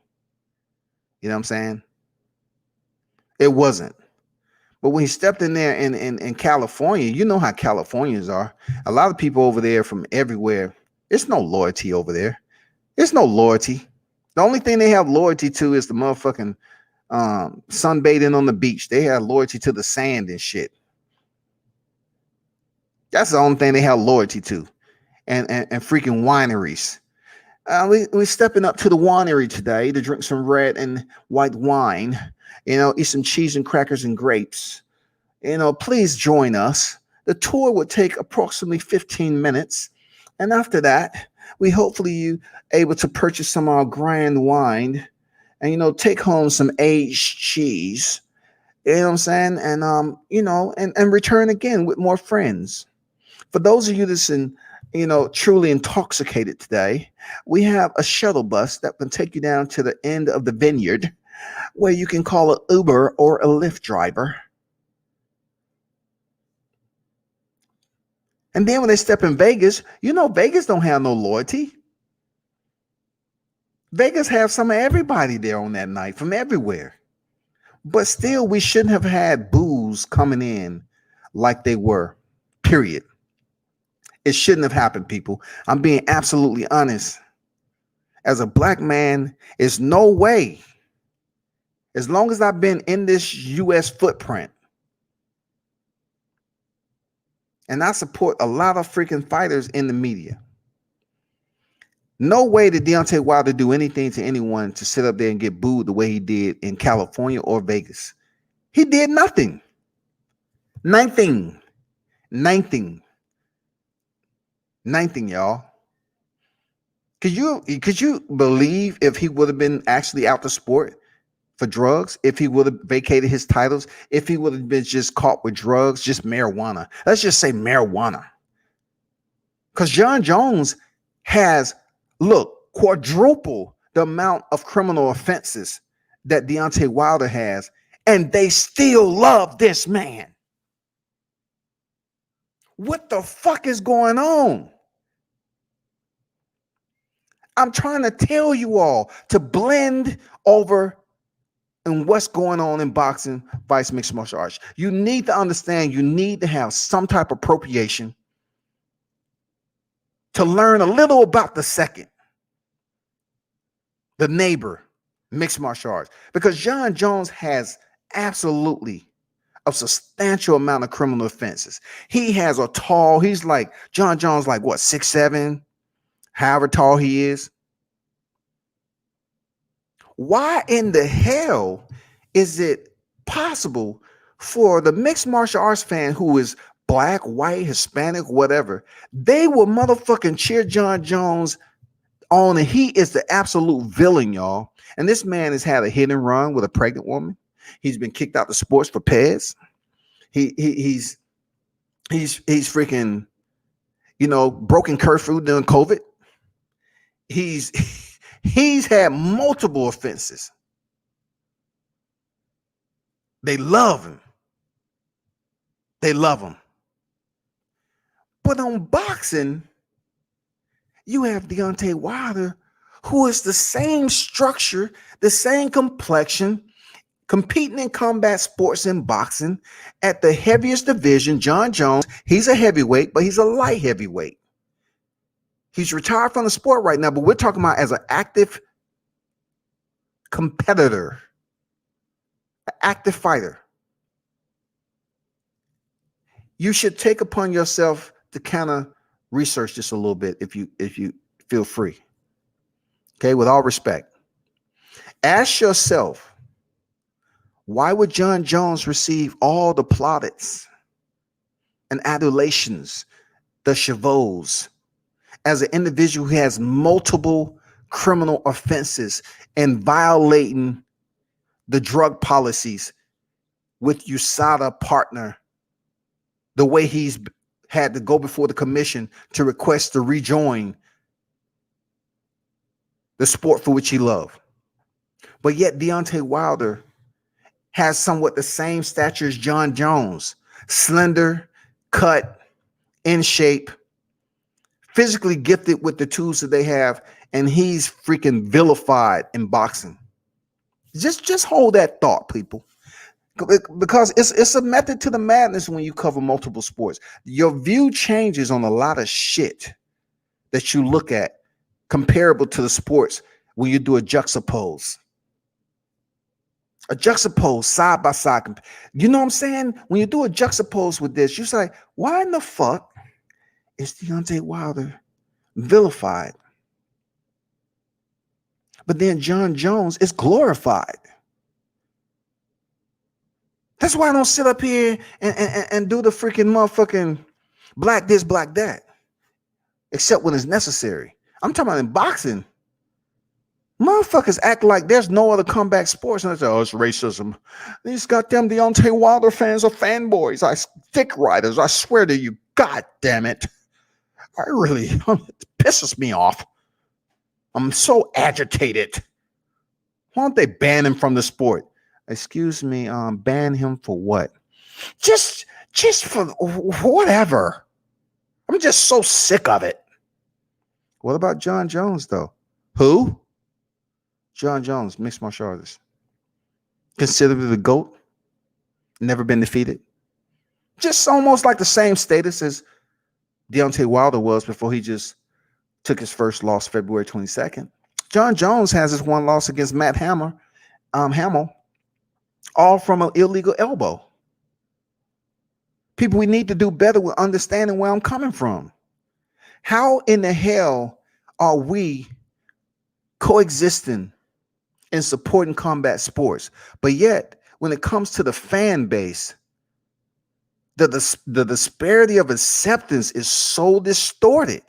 Motherfuckers don't know what the hell is going on from one sport to the other because they just don't want to support one outside of the other. Boxing say, oh, I just want to stick. I'm a hardcore boxing fan. You could be a hardcore boxing fan, but you need to kind of dip over to see what's going on the mixed martial arts side. That really influences how I report on shit. And then for the mixed martial artist fans base, you need to see what's going on in boxing.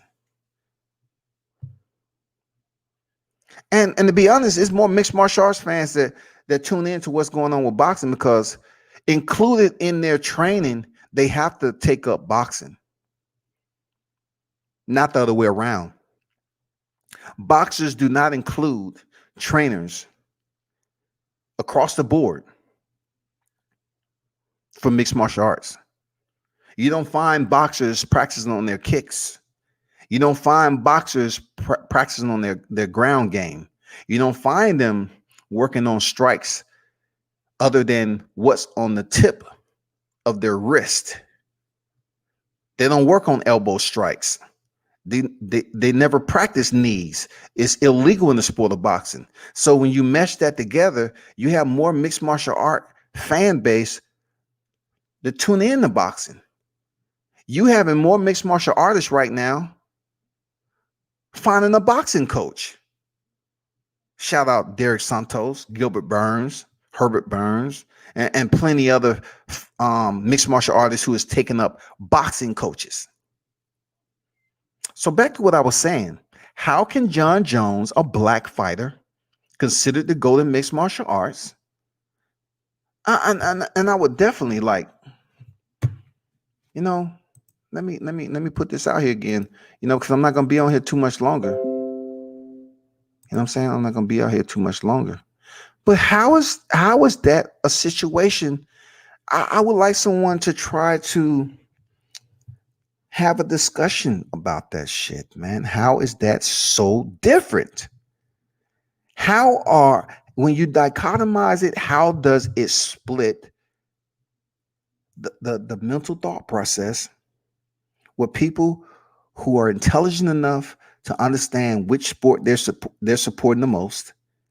All right. Both of them consist of full contact striking.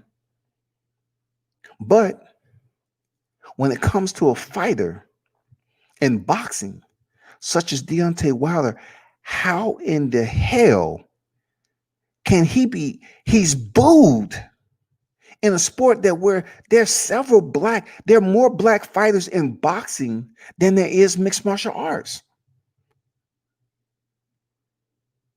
This man in Deontay Wilder has a higher record of wins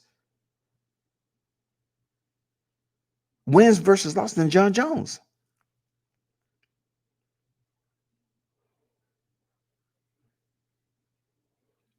This man has never been in any criminal situation outside of the ring that affects him legally, that he has to go to court, he has to go before the commission.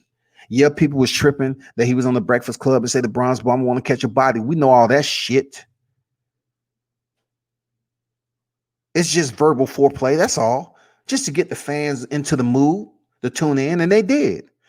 What should we do? What is your thought process? Just take a little bit of time to speak with me on this, okay? Because we just want to get a little bit more clarity as to how we should move forward. As you all know, the Bronze Bomber was on the Breakfast Club, and therefore, he mentioned that the Bronze Bomber want to catch a body. In a sport as boxing, where we have seen fighters meet their fate in the ring and suffer untimely death, what is your words? Do you consider this one of the most heinous, despicable expressions that we've ever heard from a boxer? And Deontay Wilder saying the Bronze Bomber won't catch a body. Because ultimately what the Bronze Bomber is saying is that he is an alter ego from Deontay Wilder, but we all know that's the same person in itself. So basically, as we, want to philosophize the whole deal and process it as two separate entities, it's really one. So Deontay Wilder, he's a killer. He's a killer. Killers shouldn't be allowed in boxing. Killers shouldn't be allowed. He said he want to catch a body. Somebody call 911. Please, somebody call 911. Be anonymous. Please be anonymous. He's trying to fool us. Motherfuckers be whispering like that. He's trying to fool us. He is the Bronze Bomber. It's just like Jack the Ripper. He is the Bronze Bomber. Somebody call 911. Please. Quick. They be saying shit like, check his box rec. When is his next fight? Oh shit. We need to call their team. He's due up to a 4-fight again. Oh, let's call the commission. Where's he fighting? Somebody get a hold of the commission. Somebody call Mauricio. Mauricio, did you hear what Deontay said? He said the bronze bomber want to catch a body. He's a murderer. I tell you, he's a murderer. I'm serious, man. These motherfuckers be going in, dog.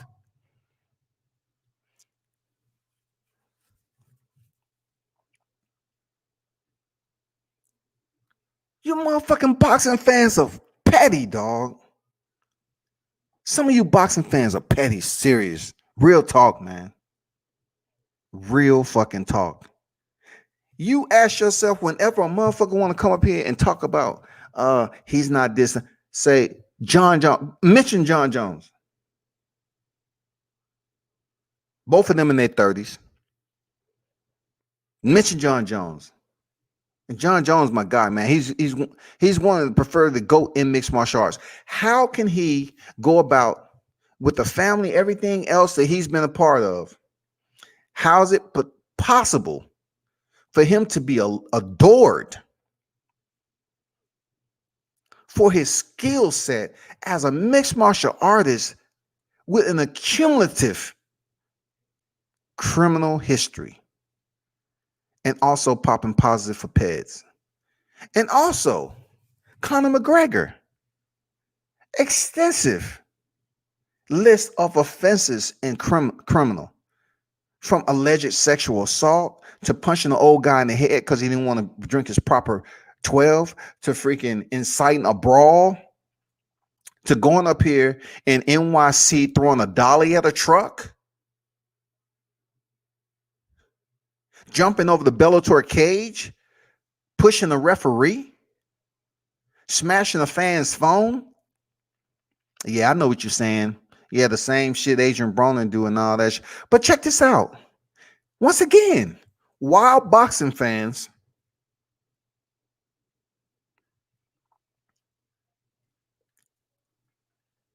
so sensitive and petty, as if they can't just look over into mixed martial arts and say, God damn. Dana White says, Dana White, question, due to recent events with Conor McGregor, what is the UFC take on that? What do you all plan on doing with him about, for him tossing that dolly at the truck and injuring some of his mixed martial arts compeers in the process of glass shattering and everything? What are you going to do? Well, we're not going to do anything because, the court system has already did what they're supposed to do. So we're not going to do anything.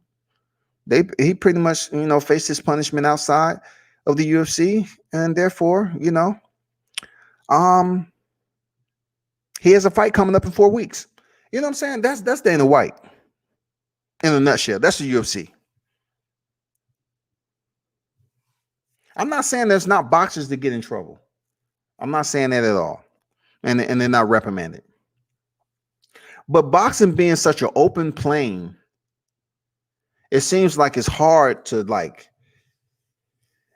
allow them to be able to sustain their career, to return for another fight, to have that respect from the fans, even though they are bad boys. You know what I'm saying?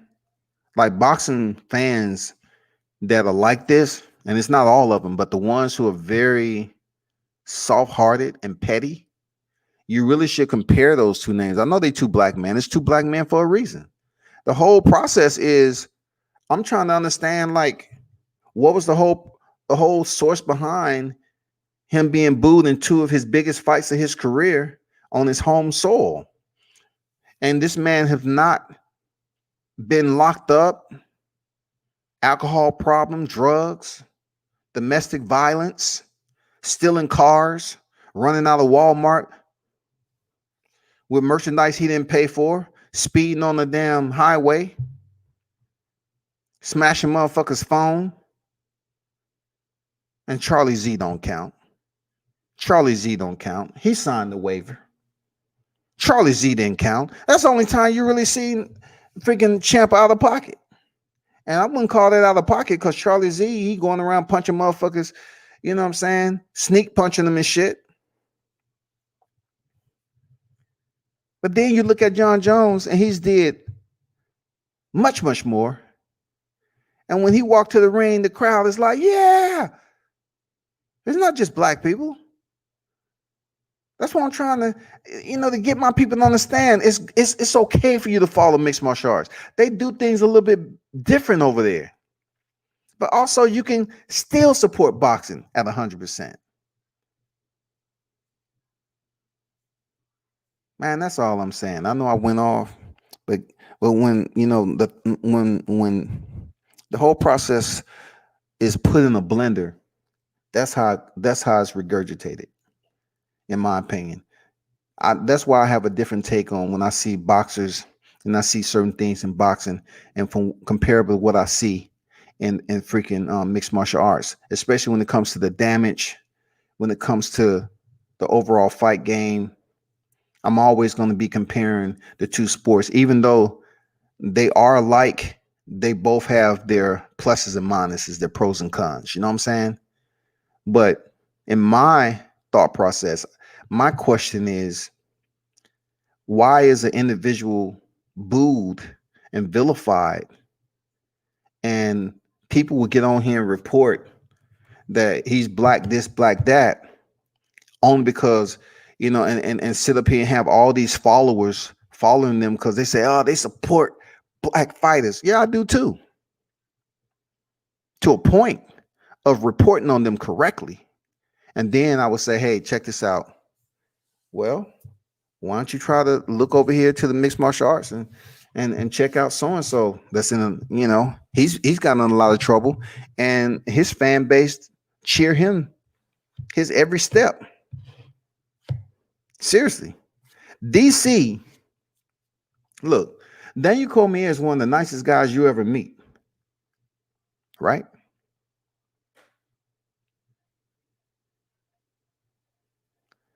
He's one of the nicest guys you ever meet. DC. Undefeated as a heavyweight in the strike force and came over to the UFC and fought in light heavyweight because his boy freaking Cain Velasquez was fighting heavyweight, right? He fought the light heavyweight. DC. DC, when John Jones was absent, he was able to pick up the belt.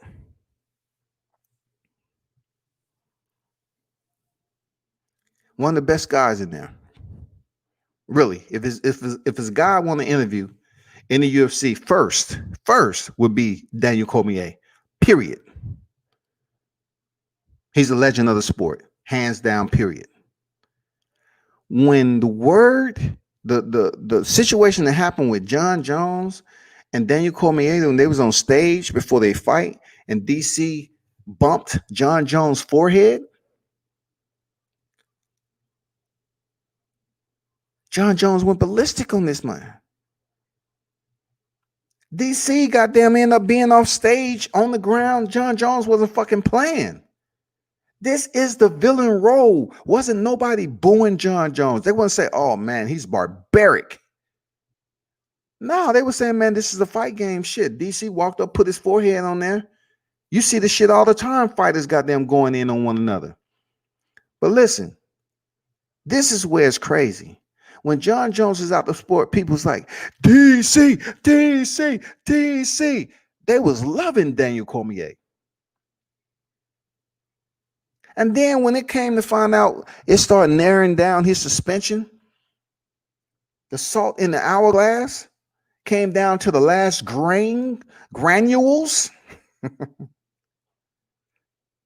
John Jones, Dana White say John Jones will be returning back to competition real soon, and it will be for a title shot. People's like, oh snap. And they booed DC when he walked to the cage.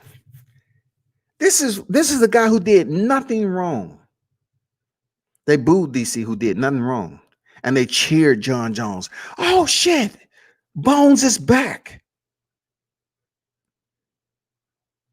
They cheered the man, and then he got suspended from the sport again.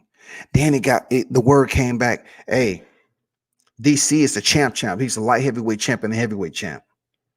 Now, Deontay Wilder is still attached to this, right? Check this out. DC decides to vacate the light heavyweight title and move up to heavyweight where he has a belt and face Stipe Miocic. Because he didn't want to fight John Jones no more. John Jones come back and fight, and people are cheering him on like he never left. Could you imagine Deontay Wilder being suspended from the sport and returning multiple times and people cheering him on like that as he walked through the ring? Granted, he probably wouldn't get a title shot like John Jones, but could you imagine him being suspended from the sport and returning to the ring and people cheering him the fuck on? Could you only imagine that shit? Is it possible? That's all I'm saying, people.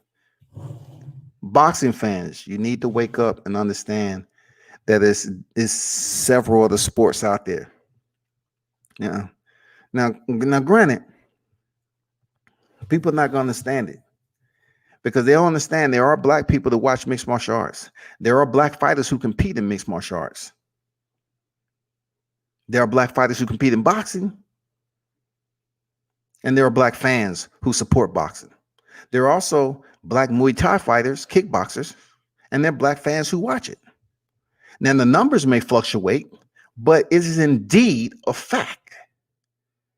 Now, what we need to understand and help ourselves in boxing, just don't be so petty when it comes to fighters who are getting the shit done and they don't fit your typical boxer and you want to vilify them for no damn reason, just over simple shit. They got skinny legs. I don't know what's up with those skinny legs right there. Why they got that skinny leg? I don't even know that. Where that come from right there, man? Ain't got that skinny leg.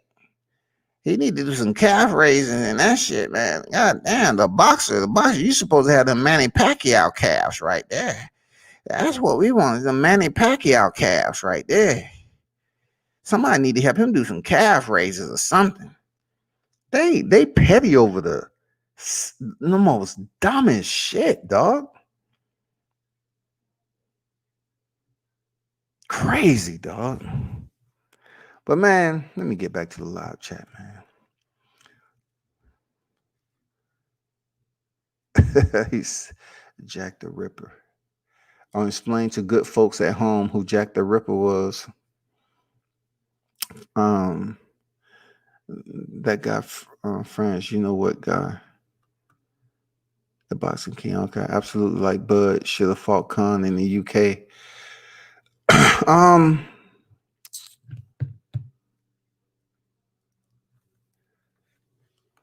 Just like, you know, Montgomery in the chat. Thanks for filling my chat up with these very kind words there, Montgomery. I appreciate it.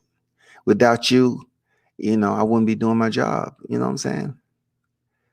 I love when people come in and want to give their good guidance. I'll just let the people that's in the live chat and the ones who run this back on replay check out your comments. I'm not even going to delete you, man. I'm going to keep you around. You know what I'm saying? I'm going to show you that weekend love, you know, because, you know, you showed up for Deontay Wilder. So being that you on a bogus account, I just keep you around. You know what I'm saying? Keep on walking that strip and being a little good girl. All right, miss? Do what you have to do. France said, that guy don't personally know Jack the Ripper, but just like Hitler, I heard he's a real jerk. Oh, shit. Yeah, man. They sit up here and have a calf fetish and shit. They sitting up here talking about motherfuckers need to do calf raises. They should have Manny. They go to the doctor and get the Manny Pacquiao special. They want the Filipino calf special, okay? What we're going to do is going to give you a mold of each calf, and therefore we're going to inject silicone into your calves. You may experience serious pain, but don't worry about it. If your legs feel like it's rotting off the bone, there is prosthetics, okay? That might end your boxing career, but therefore, you know, amputation below the knee, prosthetic fit, yeah, it's possible. We can make it happen. But remember, you signed a waiver. We said it was there will be some type of essays to this operation, injecting silicone to get the Manny Pacquiao specials, but that's what you asked for. So hey, if the side effects allow your calf to disappear and start to rot off, stage 3 gangrene, and turn into a serious situation, don't blame us because you signed a waiver. That's basically what's going to happen right there, people. You know what I'm saying? That's basically what's going to happen.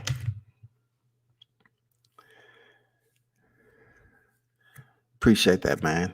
But I'm about to roll, man. I definitely have to roll out. I got to check out this grappling match. I got to go see my people compete. You know what I'm saying? Gabby Garcia, man. Craig Jones in the building. Gordon Ryan. You know what I'm saying? I mean, come on now. I mean, the whole house is going to be packed. It's the WNO, and it's going down tonight at 8. And I'm not sure how many of you going to tune in, but Nikki Ryan, Gordon Ryan, they all part of the Danaher Death Squad from John Danaher. If you do a little research on them on YouTube, you have ADCC champions in the building in the main event. Gordon Ryan and Mateus Dennis are both ADCC champions, man. 2 times Gordon Ryan and 1 time in 2019 Mateus Dennis. And also Craig Jones against Roberto Jimenez. That shit's gonna be fucking fire, dog. That fight is gonna be fire. It's gonna be fire. And then of course 4-time ADCC Abu Dhabi Combat Club champion Gabby Garcia, the pound for pound GOAT in the women's grappling community. She will face Elizabeth Clay, who is going to be a significant weight differential. And once again, this is kind of plays into how I gauge, certain combats of combat. I mean, certain layers of combat when it comes to the weight difference. I just look at jiu-jitsu and certain other combat sports that's spoken on a lot. And it's always, they're not equal in weight. They tip the scales differently. And you still have to go in there and compete. And not all the time the bigger person wins. You know what I'm saying? Even in Muay Thai. Even in kickboxing. I mean, it's just different, y'all. And then, you have Deontay Leon going against Cody Steele at 185 pounds. It's just going to be crazy. Paulo Miao against Gio Martinez. I actually seen Gio Martinez when I was in freaking Cali at 10th Planet Jiu-Jitsu. Shout out to EBI, Eddie Bravo invitation, Eddie Bravo himself, Jiu-Jitsu legend, people, once again, you get people just talking about the Gracies all the time. There's a lot more other people that's out there that has a history in grappling. But anyway, not to get off the subject too much, you know what it is. Hold on for a second.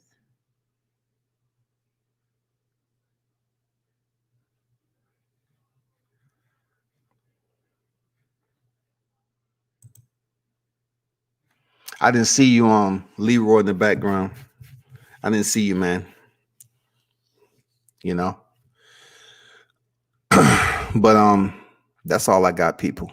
I definitely have to go check out these playoffs because I don't want people sitting up here acting like, everyone was held up, because I was up here just talking about new.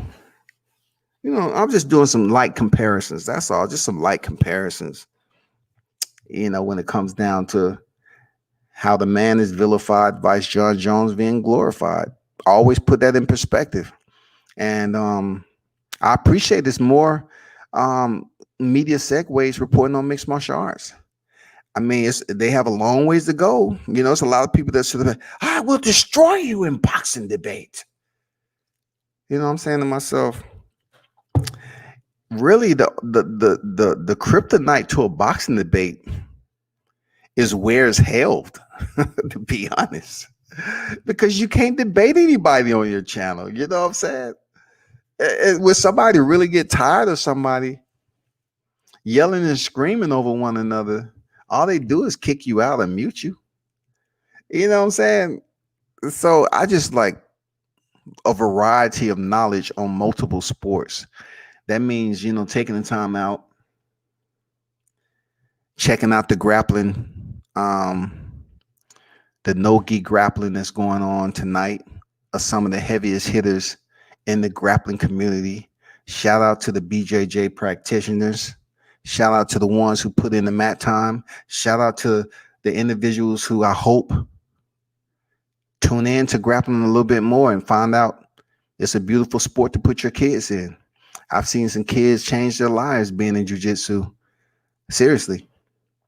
I've had this is no lie, when I was like 240, I actually grappled a kid in the service who was, I would think, 140 pounds, I believe. And he was absolutely a learning tool. Seriously, he taught me a lot. Me and him was actually good friends. But he had a father who was in BJJ. I believe his father was a black belt. I'm not sure. But I do know that they came over here to the US, and the kid, that's all he did growing up, him and his brothers, was grapple. And the kid was slick. I mean, the way that he frames the body away to set up a submission and everything. Oh man, it was beautiful. Like, this dude was 140 pounds, way stronger than this cat. I was pushing 300 plus pounds on the bench easy, running, cardio, all that shit. But when it comes to jujitsu and joint manipulation and position and control and advancing and all the other curriculum that goes along with it, it's just a sport like no other, bro. But that's all I got. Turn up and tune in to World Combat Sports. Appreciate everybody for stopping through. You know what I'm saying? Be sure to check out the ones that stop through the channels who I know. You know what I'm saying? Kano Local Sportsman, go check him out. Everything Boxing and Sports.